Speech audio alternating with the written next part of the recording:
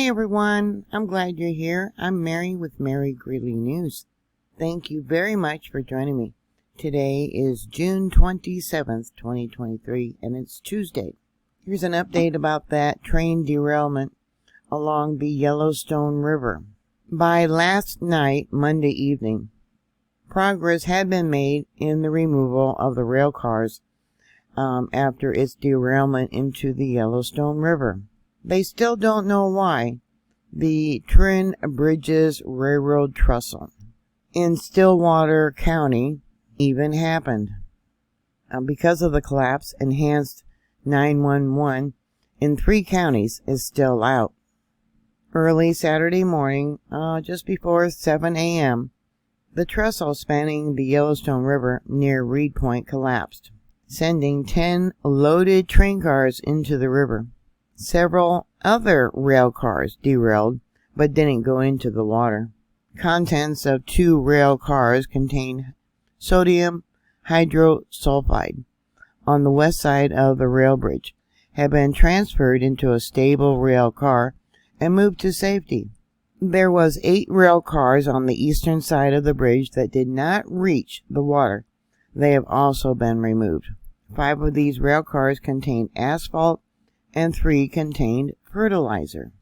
After looking at the different images of the rail accident, I noticed the one here on the right seems to be a new piling for the railroad trestle. And then this one over here to the left, that seemed to be an older one, and it looked to be leaning. I could be wrong, but it looked to be tipping. I found a map of the different owners and the different railroads. And more than likely, this is the area, which is black and yellow, for the railroad lines. It actually happened in Montana, almost 100 miles from Yellowstone National Park. Then down here, alright, so we got yellow and black. So it says other owners, and it says BNSF and also KSC. And then on this map, it shows that BNSF actually is in control of the different railroad lines, and those are in red here.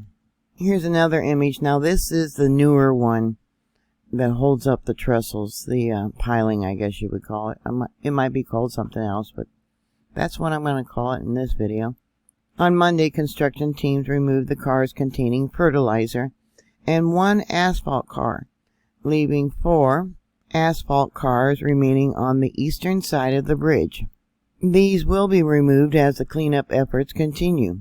Of 10 cars are in the river, 6 containing asphalt, 3 containing molten sulfur, and 1 contains scrap metal.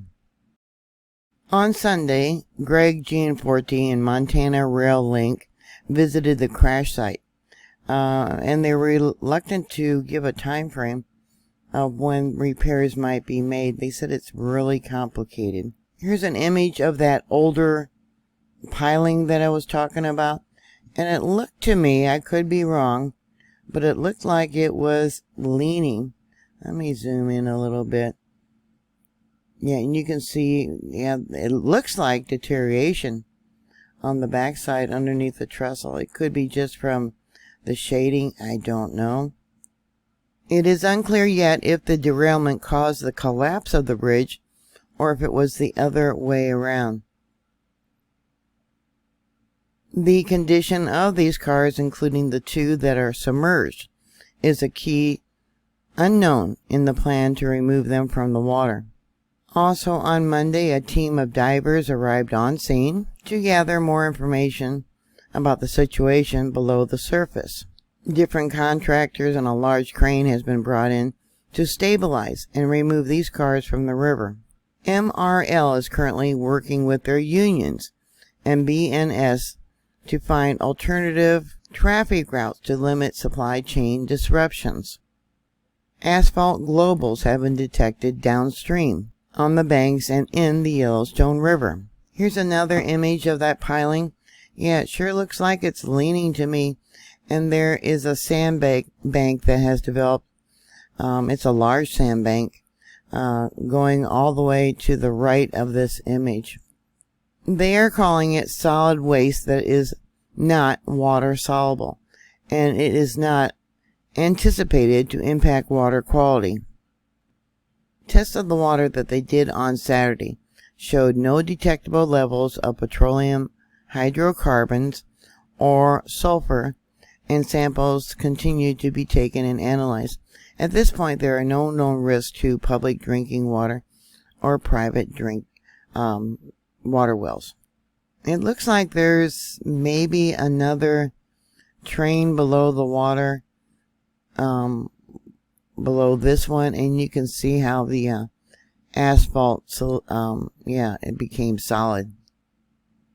It could be this over here. Let me bring this over. Became solid when it went into the river. Here's another image of that piling.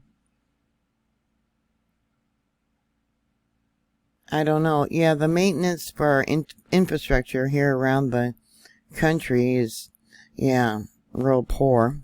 Here's another car that derailed and came down the hill.